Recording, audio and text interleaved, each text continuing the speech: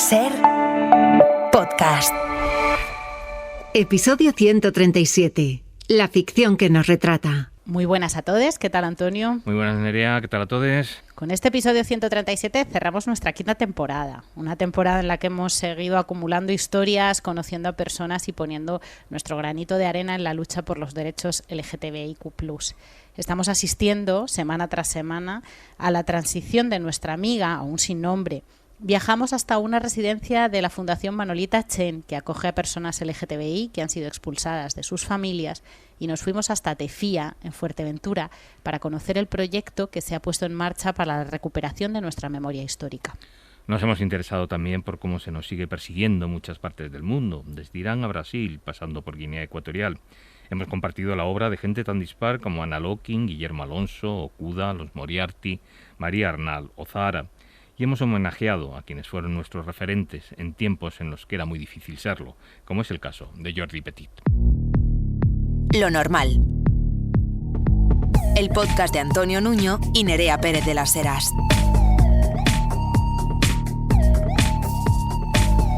Un podcast normal.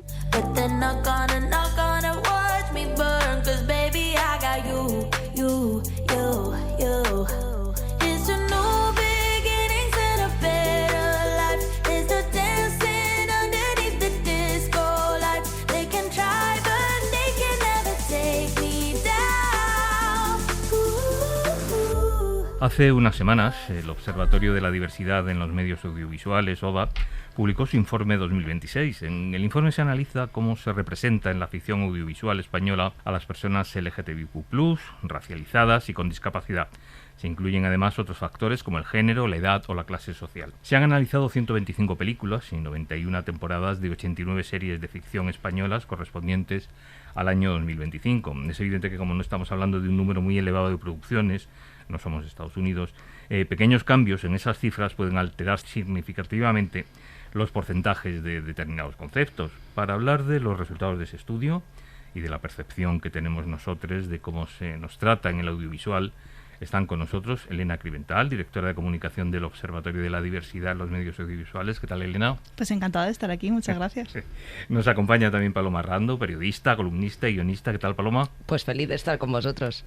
Y Javi Martín, periodista especializado en cine y series y autor de Aquí no hay quien viva, detrás de las cámaras, la delirante historia de esta nuestra comunidad. ¿Qué tal, Javi?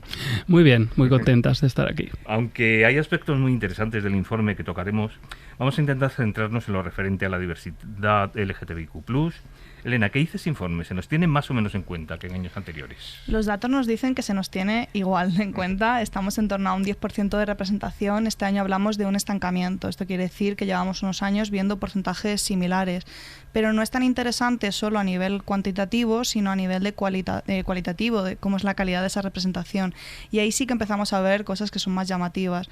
Por ejemplo, que aunque han aumentado el porcentaje de personajes que son protagonistas, que son principales, estamos alrededor del 60% de los personajes queer, la mayoría de ellos no tienen tramas que no tengan que ver con su identidad. Es decir, que cuando aparece un personaje LGBTQ+ en pantalla es porque se va a abordar esta cuestión directamente.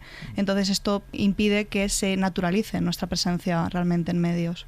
Ya hemos hablado en ocasiones anteriores que el baremo que se utiliza para analizar la representatividad que tiene el colectivo en la ficción es el test de Vítor Russo. ¿Qué es ese test, Elena? Pues es un test bastante sencillo que nace un poco emulando el test de Bechdel, que recordemos que nace como un chiste, es una viñeta cómica de humor. Lo que pasa es que es una herramienta útil también para ver cómo medimos de manera mínima la representación de género en este caso, ¿no? Cómo se representa a las mujeres. Entonces el test de Vítor Russo lo adapta. Si el test de Bechdel nos dice que tiene que haber en una producción al menos 2 mujeres que hablen entre ellas de algo que no sea un hombre, el test de Vítor Russo se centra en que tiene que haber al menos un personaje que sea claramente reconocible como queer, no vale ambigüedades, que es muy habitual, sobre todo con ciertas identidades, que ese personaje tiene que ser tan relevante como para que si lo extraemos, pues la ficción cambie, y que no puede ser que toda su personalidad o toda su trama tenga que ver con el hecho de pertenecer al colectivo, sino que tiene que haber más cosas para ese personaje.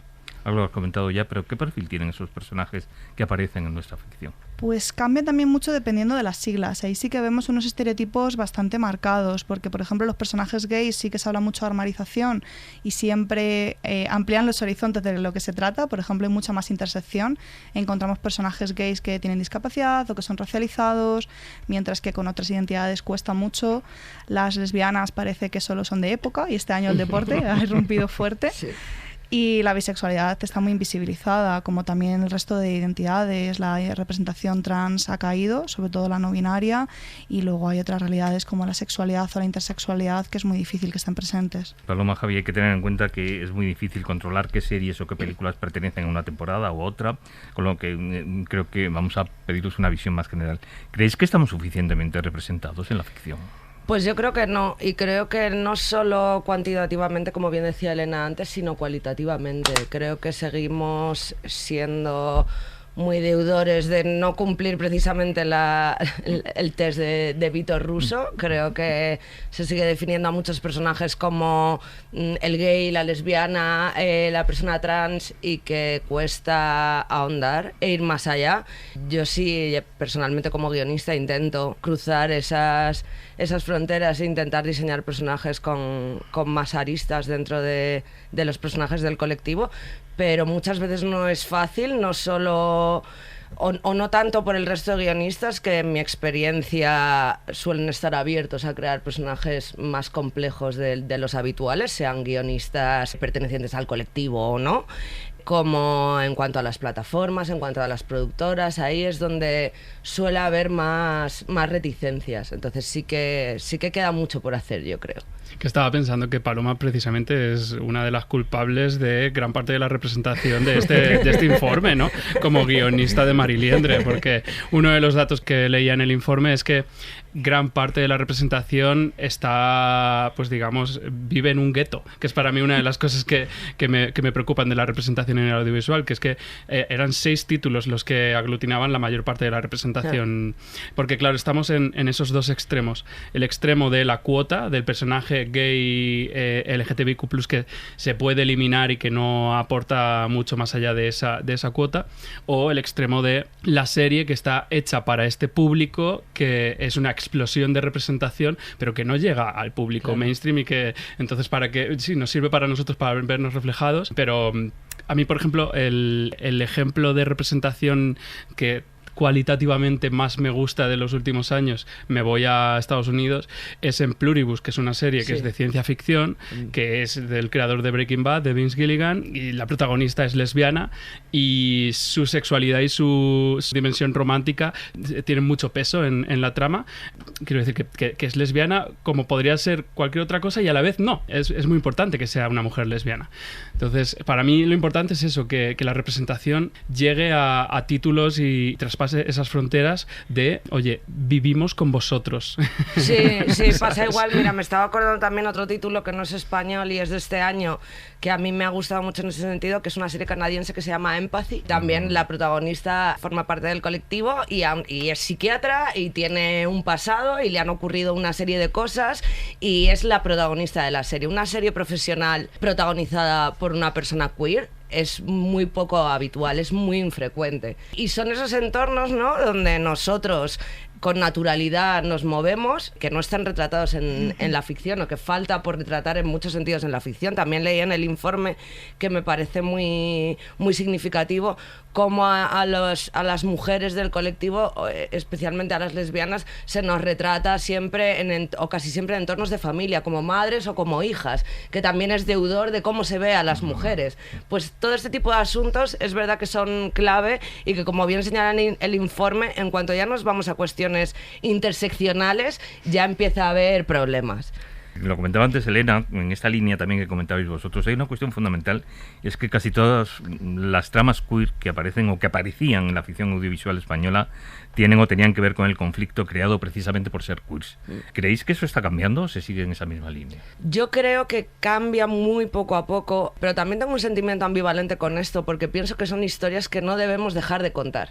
que hay que contar, lo que hay que hacer es ampliar el abanico. Parece que tenemos una cuota de mercado mínima y que si sale una entra otra, y no es así. No tienen que salir esas para que entren las demás. Tiene que crecer el número de historias de nuestro colectivo que retratamos, ¿no? O sobre todo en las series puedes darle más de una trama a ese personaje, es decir, que tenga diferentes conflictos en base a la temporada o a... Yo, por ejemplo, en el tema de que los gays salimos siempre con esto de que somos muy promiscuos, que es una de las cosas que se dice en el estudio, claro, es que pienso lo mismo. Primero, la promiscuidad es negativa en base a la lectura que tú le des, porque a mí no me tiene por qué parecer negativo que el gay sea promiscuo. Y aparte, si hay, por ejemplo, ahora mismo un problema en la comunidad gay con el chemsex, que es un tema en el que no hace falta que entremos, pero que si queremos que eso se vea reflejado, pues vamos a mostrar a gays que tienen mucho sexo y que toman drogas. ¿Eso es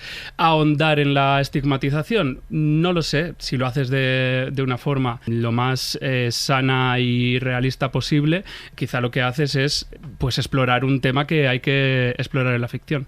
Otra cuestión, la inmensa mayoría de los personajes queer son jóvenes, están entre los 18 y los 30 años.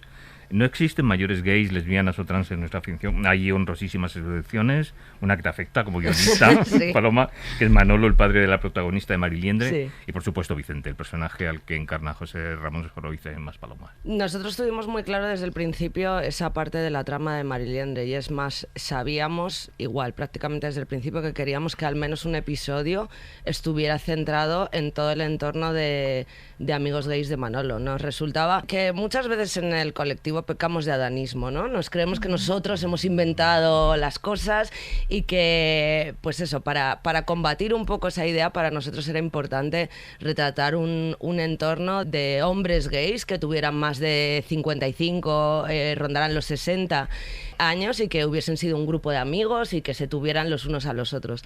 Eso era importante. Es verdad que suele ser un problema retratar la edad dentro del colectivo, y no solo dentro del colectivo. Cuando te enfrentas a la ficción, a cualquier ficción, como guionista, siempre despiertan muchas más suspicacias en productores y en plataformas los personajes que tienen más edad.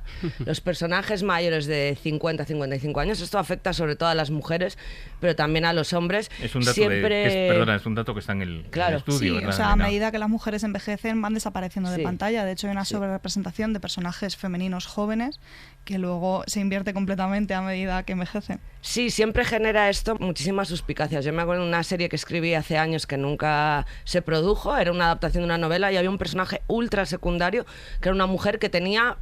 Poneos 70 años. Yo recuerdo reuniones de producción enteras y era un personaje muy secundario, discutiendo con los productores si podía ser más joven. Y ya os digo, era un personaje mínimo, podía ocupar 2 minutos de cada capítulo. O sea que sí, eso sigue siendo un problema real. Hace poco yo escribía sobre eso, sobre cómo la idea de la aspiracionalidad, la falsa idea que nos venden de la aspiracionalidad, permea sobre todo en las plataformas y en las productoras. Todo tiene que ser aspiracional. Primero, ¿en base a qué? ¿Qué es lo aspiracional? ¿Qué se define como aspiracional? Y luego hacía el juego de palabras de que si a algo aspiramos todos es a llegar a viejos, ¿no? Entonces que no hay nada más aspiracional que ver a personajes de según qué edades que están completamente invisibilizados en la ficción y por supuesto también en la ficción con personajes LGTBIQ+. Sí, sobre todo hay que tener en cuenta que esto manda un mensaje de que lo queer es algo nuevo, es algo relacionado con la juventud, invisibiliza nuestro pasado histórico y además cuando se trata, normalmente se trata en ficciones de época, que es muy importante de nuevo y es algo que tenemos que reivindicar, pero el problema es cuando toda una realidad queda relegada solo a unas narrativas concretas. Entonces esto es importante y es interesante que lo hablemos y Más Palomas creo que además pone sobre la mesa cuestiones que no estamos trabajando ni desde los activismos muchas veces, ni mucho menos desde los medios. ¿Qué pasa cuando llegamos a la vejez y no podemos ser quienes somos, sino que tenemos que volver al armario? Es un programa real que existe, entonces está bien que lo veamos también en pantalla, pero bueno, como bien dices, el edadismo está muy presente y es un problema que como sociedad vemos que permea los medios. Sí, yo creo que para buscar esos perfiles que se salen de lo que es aspiracional, que es joven, blanco, guapo, delgado, rico, te tienes que ir a producciones que son más independientes y o producciones que aspiran a premios, porque esa es otra. Luego, con los que somos seriéfilos, muchas de nuestras series favoritas están protagonizadas por mujeres de cierta edad. normalidad, como se dice ahora. También se habla en ese informe de que desgraciadamente en el colectivo seguimos siendo objeto de chistes por parte de la ficción. Jai, hablamos antes de tu libro sobre Aquí no hay quien viva. Queríamos mencionar precisamente cómo ha degenerado ese producto desde su fórmula madre hasta la que se avecina actual, con continuos chistes sobre maricones y personajes trans que pueden herir sensibilidades. ¿Cómo es posible que a estas alturas se siga haciendo ese tipo de humor? Me enfrento a esta pregunta desde la incomodidad, pero a mí me gusta la incomodidad porque, claro, yo tengo una relación no estrecha, pero es una relación que ya es casi personal con Alberto Caballero, y yo no puedo entender cómo ha evolucionado en esa serie. Aquí no hay quien viva, fue histórico su trato a esos personajes gays, que lo que decíamos antes, era importante que fueran gays, pero también podían no ser gays, simplemente sus tramas eran como las de todos los demás, eran igual de ridículos, igual de patéticos que el resto de la comunidad, y así debe ser. Pero claro, lo que ha pasado después, ya no solo con los chistes de maricones, sino con los personajes trans que se han representado ya en Aquí no hay quien viva, pero peor aún, por alguna razón, después en la que se avecina. Yo sé que ellos son inteligentes y son gente abierta. Lo que pasa es que tienen esta cosa de representar unos personajes como el Recio, que es como el efecto Torrente, que tienen que ser lo más brutos y lo más políticamente incorrectos posibles. Creo que ellos se lavan las manos y dicen lo que estamos diciendo aquí de estos chistes no son lo que nosotros pensamos. Tampoco es lo que la gente debería pensar, pero si la gente se está riendo de esto no es nuestra culpa. Yo creo que eso es lo que piensan. Pero yo creo que esconderse detrás del efecto parodia ya no nos vale, ¿no? No, yo creo que no. Me pasa a mí un poco lo mismo que le pasa a Javi, porque pues Laura y Alberto no son cercanos como para Javi, pero bueno, sí, tenemos mucha gente en común y al final son creadores muy inteligentes y han sido punta de lanza en muchas cosas en España y son muy, muy exitosos y nadie les quita eso. Pero cuando en el informe leía la parte de Antonio Recio haciéndose pasar por una mujer para ir a la cárcel, digamos que he arqueado las cejas, porque eso ya ni siquiera trata de estereotipos, eso trata de falsear la realidad, ¿no? Y me parece mucho más peligroso, porque es alimentar bulos. Esto no ocurre. ¿Por qué le estamos contando a la gente que ocurre? Lo que yo quiero decir es que no les defiendo, simplemente no entiendo cómo ocurre cuando son dos personas que además, si te vas a Machos Alfa, tratan temas sobre el feminismo y sobre pues todo lo que está pasando con el género y en los últimos años de una forma mucho más inteligente. Entonces, con matices, me gustaría añadir, porque también hay mucha narrativa del bulo, como mencionabas.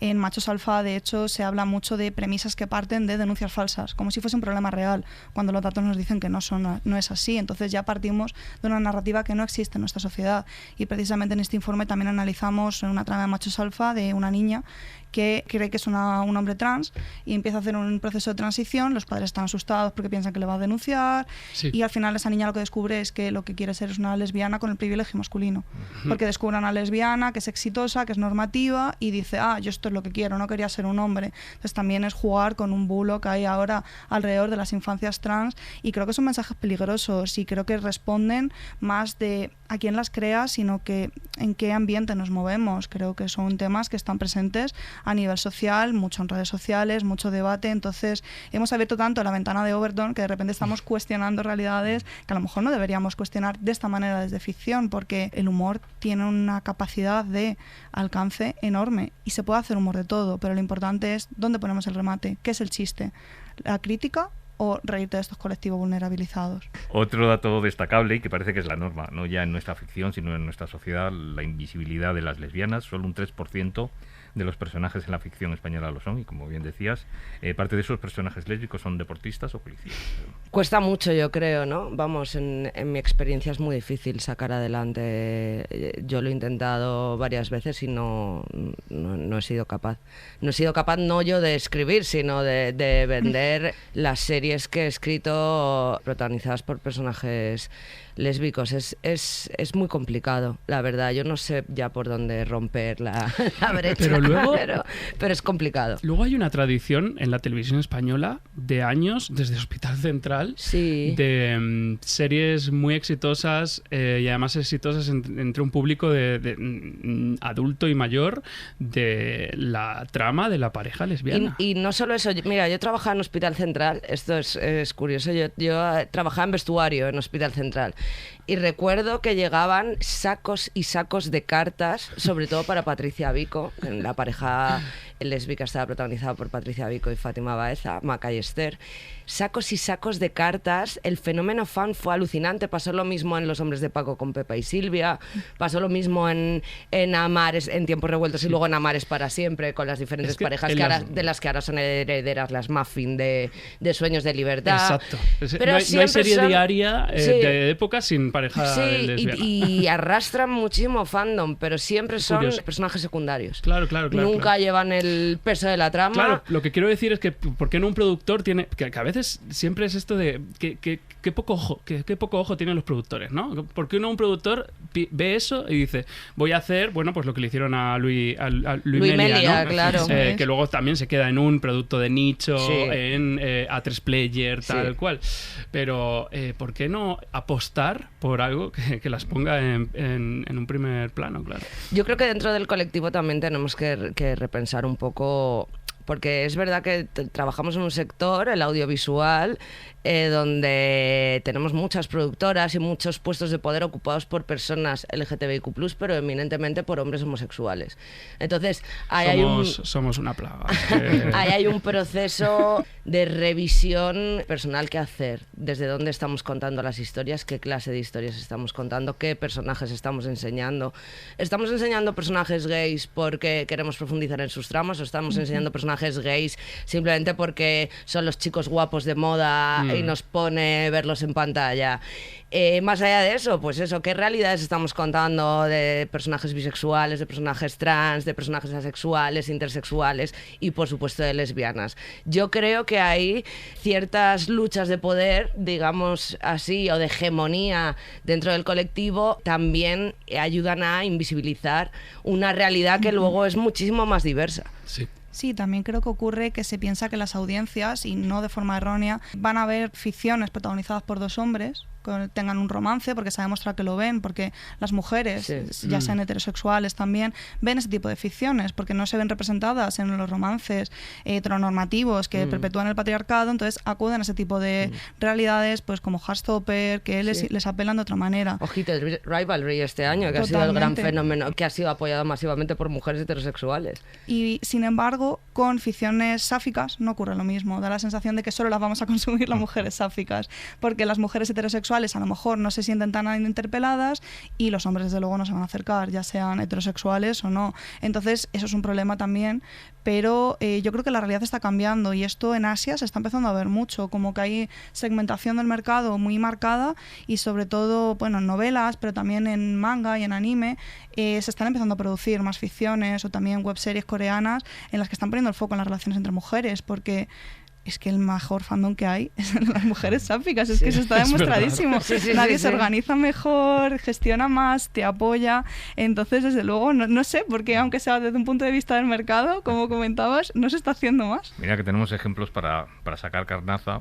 Sin embargo, lo que no hay en nuestra ficción son quiz de derecha. ¿No? Iba a decir, ojalá no los hubiera en ningún sitio. Pero, perdón si nos está escuchando gente queer de derechas. Perdón. Pero no, es verdad que es una realidad que falta por abordar desde la ficción. Iba a hacer spoiler de cosas que están por venir, pero no puedo. O sea, que no puedo entrar ahí, pero sí, es verdad que es una realidad que se aborda poco, ¿no? No se me viene ahora a la cabeza ningún personaje de derechas LGTBIQ+. Este año lo hemos debatido mucho con algunas ficciones, entre ellas La Cena y la canción. Sí. Pero también son ficciones en las que no queda clara realmente la sexualidad de los personajes, como que hay cierto juego y cierta ambigüedad, y una cosa que nos cuestionábamos, porque no de lo que hacemos son mesas de conversación, tenemos un equipo de voluntariado de más de 90 personas, también el visionado nosotros lo hacemos como parte de ese voluntariado, y lo que hacemos es recoger datos y debatirlos, que es muy divertido. Entonces, Entonces, claro, ahí nos poníamos a debatir y había como cierta resistencia a reconocer precisamente que los personajes que son fascistas o que apoyaban el régimen en estas ficciones situadas en el franquismo pudiesen ser realmente queer. Como Fíjate, que también una resistencia dentro del colectivo. Fíjate, el personaje de Alberto San Juan en La Cena es muy interesante en ese sentido, porque sin ser, o yo no lo recuerdo como fascista, sí que se define a sí mismo, creo, como monárquico y de alguna manera es un personaje tirando a bastante conservador y es muy interesante, yo creo, el retrato que hace La Cena, porque además un personaje, volvemos, este sí cumple el test de Vito Russo, porque es el jefe de sala de un hotel, tiene otra serie de tiene que prepararle una cena a Franco, o sea, tiene problemas mucho más grandes o al menos que compiten en igualdad con su conflicto relacionado con su orientación sexual. Estabais diciendo personajes queer de derechas, realmente por lo general van a ser maricones del PP. Sí. Pobrecitos. Elena, ¿qué plataformas y qué distribuidoras nos tratan y nos representan mejor? Uy, esto es muy complejo de hablar porque sí que hemos incluido un ranking que llevamos incluyendo unos años, pero realmente ahí lo que recogemos es cuántas producciones pasan el test de Vito Russo. No significa esto que por pasar el test de Vito Russo vaya a ser una buena representación. Eso es importante porque puede que un personaje pues pase estos baremos, pero luego caigan otros muchos estereotipos o promueva pues lo que hablábamos antes, por ejemplo, imaginarios en contra de la promiscuidad como si fuese algo negativo o ciertas ideas que desde los activismos no se considerarían positivas. Entonces es complicado. Vemos que las cadenas autonómicas sí que están apostando bastante por la representación en general, sobre todo la queer y fundamentalmente dedicada a un público joven, que es por un lado es interesante que haya ficciones dedicadas a jóvenes, protagonizadas por jóvenes y que se hablan en las lenguas de esas regiones y que se tienen en cuenta pues la idiosincrasia de la región, pero por otro lado sí que vemos una ausencia, lo que decíamos antes, ¿no? A nivel general, en series vemos que está muy segmentado. Bueno, vemos un uso utilitario, creo que A3Player aquí es el ejemplo que más se nos ocurre, se nos viene siempre a la cabeza cuando hablamos de pinkwashing. Hay plataformas que apuestan mucho por la representación, pero como nicho de mercado. Solo te dan esta producción de pago. Entonces a la mayoría del público no le están llegando esas obras y de forma paralela están produciendo otras ficciones que perpetúan muchos de estos imaginarios que hablábamos antes, que tienen que ver con los bulos, con mentiras. Entonces es complicado. Además es cierto que aunque muchas de las producciones del grupo que citas terminen en abierto, precisamente las que tratan de nosotros, creo que ninguna de ellas ha terminado en abierto, ¿no? No. O de manera muy puntual. Veneno la sacaron en abierto los porque dos primeros había episodios, funcionado. creo que emitieron solo los dos primeros Como episodios en abierto. Como estrategia de promoción. Sí. Aunque es un dato que no está en el informe, ¿no creéis que aunque el número de personajes queer se mantenga más o menos estable, es mucho menor el número de manifestaciones de amor, sexo o cariño entre esos personajes? Yo creo que el retrato de las relaciones sexuales en televisión y el cine ha descendido muchísimo en los últimos años, no solo en personajes LGTBIQ+, sino en general. Creo que cada vez hay menos sexo en pantalla, tanto en cine como en tele, y esto indefectiblemente afecta también al colectivo LGTBIQ+. Creo que en algunos casos sí que ha podido partir de cierta reacción a una sobrerepresentación del sexo, sobre todo el sexo gay, pero en general creo que forma parte, no sé si llamarlo puritanismo, porque no creo que parta exactamente de ahí, pero sí que creo que cada vez ha descendido más la representación del sexo como tal en la ficción. Yo sí creo que viene de un puritanismo que además en los últimos años, a juzgar por las redes sociales y además por mensajes lanzados por gente joven en redes sociales, un puritanismo que está en alza. Y gente que se queja en redes sociales de escenas de sexo. Sí, yo siempre tendía a pensar que tenía que ver también con el acceso masivo que existe hoy en día a la pornografía y que era una manera de segmentar, como esto ya lo tienes aquí, no lo busques aquí. Que también puede ser una forma de puritanismo, pero no sé, creo que es multifactorial, pero desde luego me parece que es una realidad, que el sexo ha desaparecido de la tele y del cine en gran medida. Es que si comparamos, por ejemplo, productos que son más o menos semejantes, más o menos, como pueden ser Élite y Oasis, es que de lo que era Élite a lo que es Oasis, es que, vamos, no tiene nada que ver. Claro, yo recuerdo, por ejemplo, mucho, estoy hablando ya de hace más de 20 años, lo que era The L Word, por ejemplo, la primera de The L Word, que era una serie muy explícita en cuanto al sexo, y lo que fue la siguiente que hicieron, que tenía algo de sexo todavía, pero no el volumen de sexo que tenía la primera. Y creo que para encontrar relaciones sexuales entre mujeres lesbianas hay que indagar. También en ese sentido, me parece que ha podido haber cierto revulsivo por cómo han sido utilizadas desde la mirada masculina y han sido retratadas de cierta manera. Pero es verdad que esa ausencia ahora es casi total. Mira, me estaba acordando de una serie que era muy diversa y que tenía bastante sexo, que era Sense8. No sé si os acordáis de las Wachowski. Sí, claro. Lo que parece inimaginable es que ahora se pudiera crear otro Queer as Folk, ¿no? Sí, total. Y fíjate que Russell T. Davies sigue haciendo sus series, que dentro de poco se estrena una sobre dos vecinos, un vecino gay y otro vecino que es de extrema derecha o que se va acercando a posiciones de extrema derecha. Sobre lo del sexo sí que quería comentar que sigue estando presente, pero a lo mejor no en ficciones tan mainstreams. En ficciones juveniles sí que llevamos unos años viéndolo y efectivamente hay una mirada masculina sobre todo en cómo se tratan las relaciones entre mujeres. Lo vemos muy claro en algunas obras en las que, por ejemplo, hay un personaje bisexual femenino que en una temporada tiene relaciones con un hombre y luego con una mujer y la cámara cambia completamente esa mirada de cómo son las escenas, ¿no? La de ellas de repente tienen drones, música muy rimbombante, unos movimientos de cámara muy locos y las otras escenas son románticas, al atardecer, en la playa, como que esto lo vemos. Y también es interesante que vemos que las escenas de sexo entre mujeres acaban con un hombre mirando muchas veces. A veces tiene que ver con la trama, un exnovio que las pilla, pero a veces es un vecino que está mirando por la ventana y que no es un personaje relevante, sino simplemente está ahí. Entonces yo creo que evidentemente eso también afecta. Pues a lo mejor una chica joven no quiere ver una escena de sexo entre dos mujeres y está puesta ahí para que la miren los señores. Entonces, bueno, creo que es un detalle también a tener en cuenta. Aunque quede fuera estrictamente lo LGTBIQ+, Elena, creo que es interesante el apartado que tiene que ver con la clase social. ¿Qué nos cuenta ese apartado? Pues que la ficción española está desclasada, eso es lo que podemos decir. Casi el 50% de los personajes, tanto en cine como series, pertenecen a una clase media que es muy amplia. Incluye de todo, incluye desde personajes que tienen una casa enorme, que tienen una asistenta que trabaja allí, a personajes que tienen trabajos precarios y tienen que buscarse la vida. Entonces es interesante, mediado por la representación LGBTQ+, sí que vemos que precisamente son estos personajes los que más tienden a la clase media, ¿no? Dentro de que está muy presente, son los que más. Mientras que los personajes racializados, por ejemplo, sí que son más pobres que la media de personajes. Entonces es interesante y creo que nos dice mucho de cómo son nuestras ficciones y también de quién hace estas ficciones. En los casoplones en los que viven esos personajes.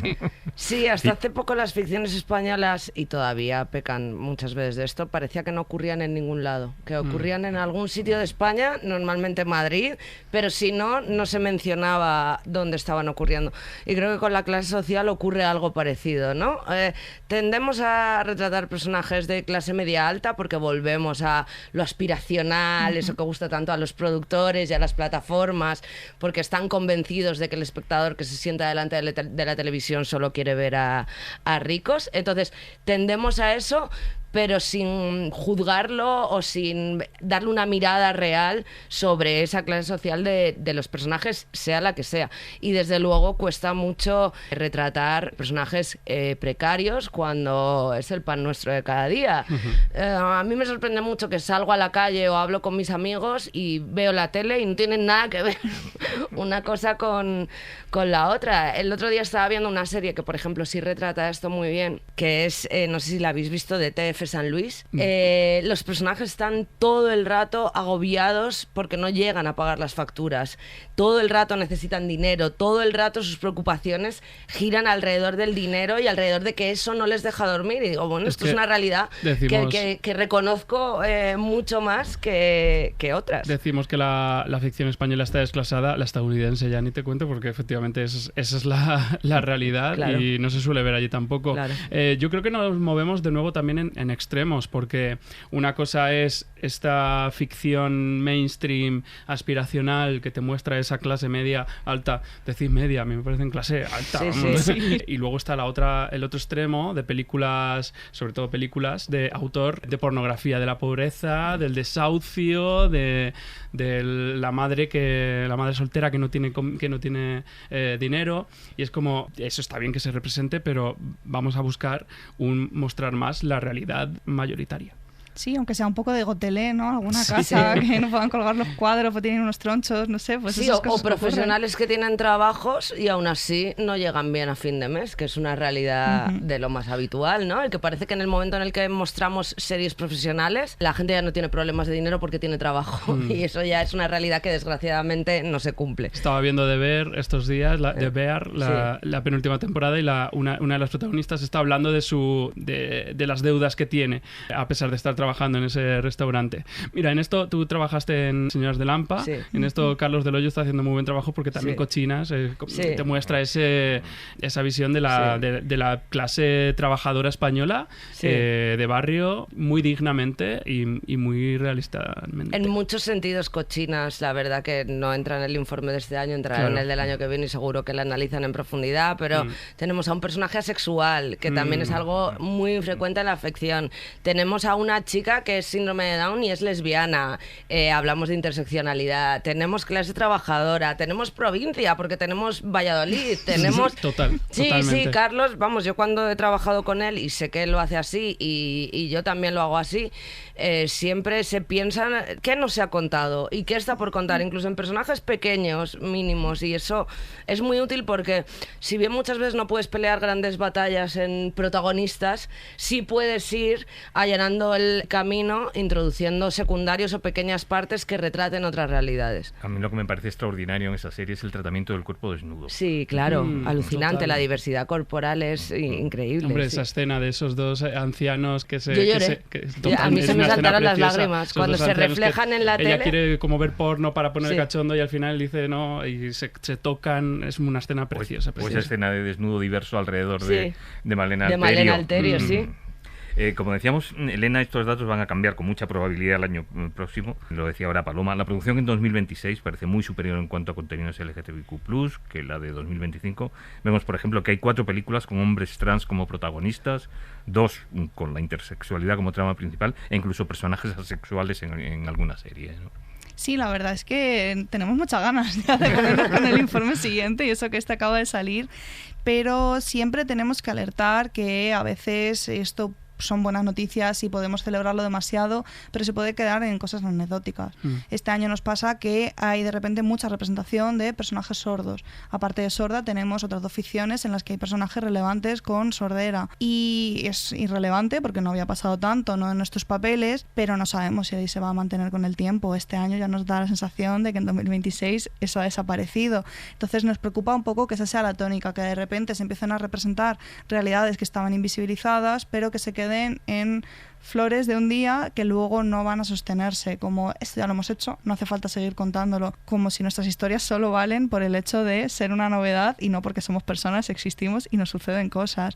Entonces vamos a celebrarlo porque es muy importante, vamos a dar las gracias a la gente que está haciendo estos esfuerzos por ampliar la mirada de lo que vemos en pantalla, pero vamos a ser cautos también porque no se puede, esto hay que sostenerlo en el tiempo, es un trabajo de más de un día. Desde luego que sí, yo poco puedo añadir a las palabras de Elena. Mi deseo en general es que tanto en productoras como en plataformas abran el abanico, porque sí que mi impresión es que desde el gremio del guión sí estamos deseando contar otro tipo de historias y desde otros lugares y con otras miradas. Yo no soy especialmente optimista, sobre todo además con el contexto sociopolítico en el que nos encontramos y hacia dónde vamos.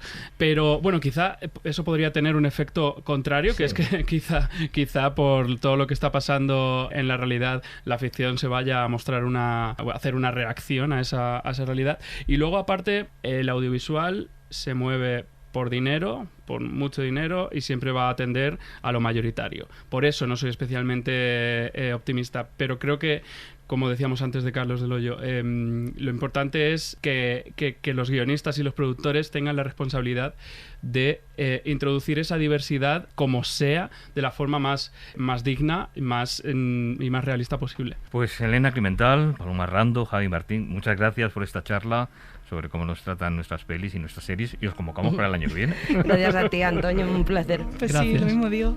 The windows open wider, black coffee on the stove. There's nowhere left to hide now beneath the yellow moon.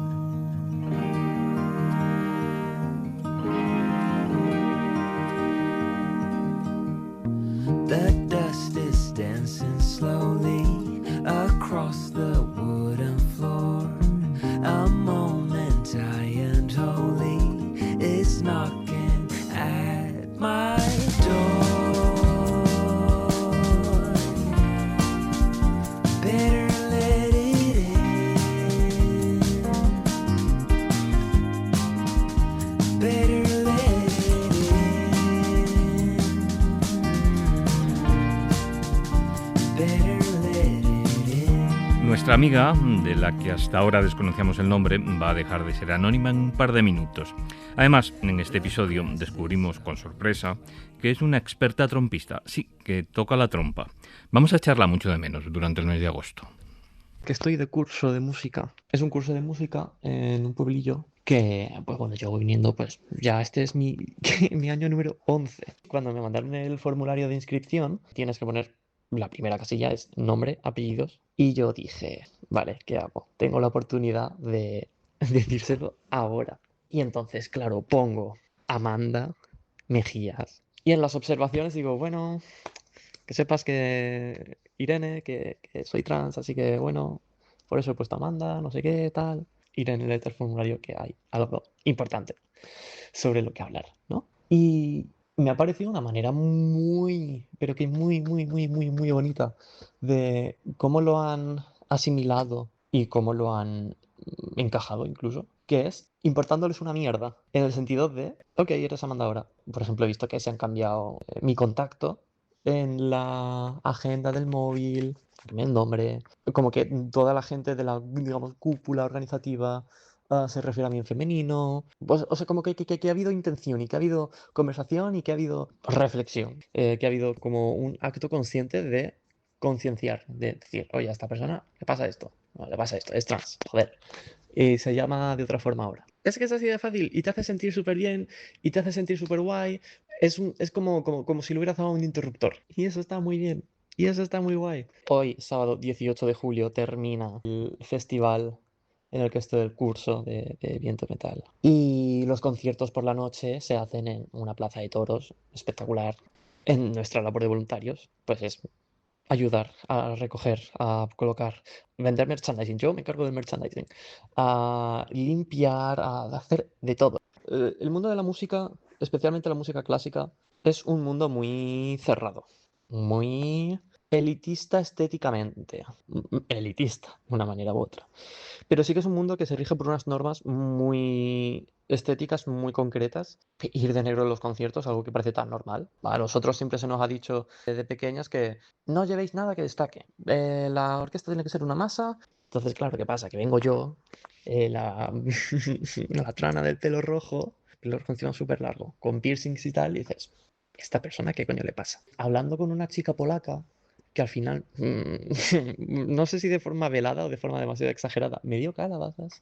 Yo pues, imagínate a las 3 de la mañana intentando explicarle un concepto tan complejo como es el género a una persona que no tiene ni puta idea.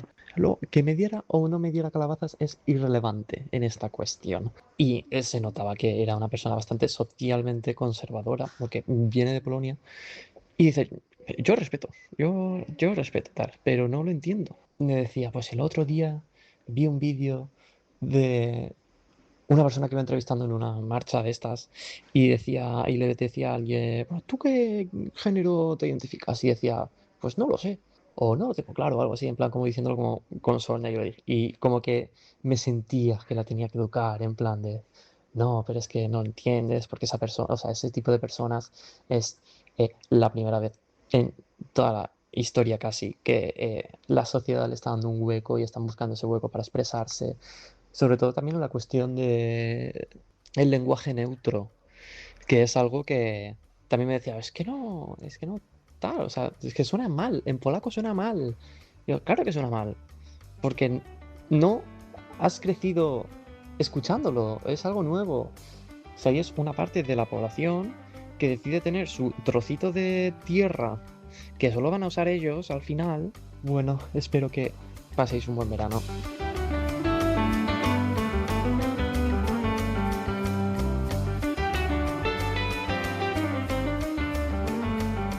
ponemos aquí el punto y aparte. Nos tomamos unas semanas de pausa y nos marchamos hasta el 7 de septiembre, día en el que volveremos con el episodio número 138 de Lo Normal.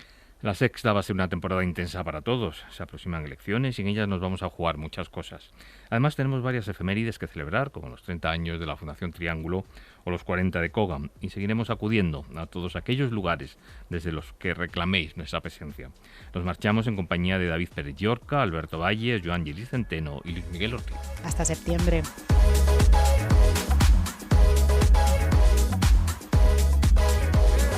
Lo Normal es una producción de Ser Podcast.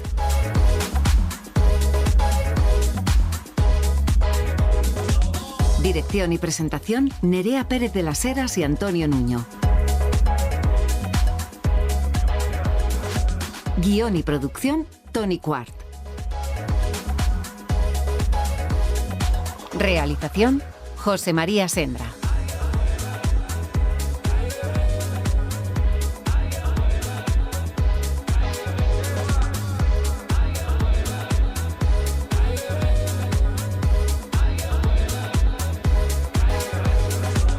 Para no perderte ningún episodio, síguenos y suscríbete en la aplicación y la web de la cadena SER y en todas las plataformas.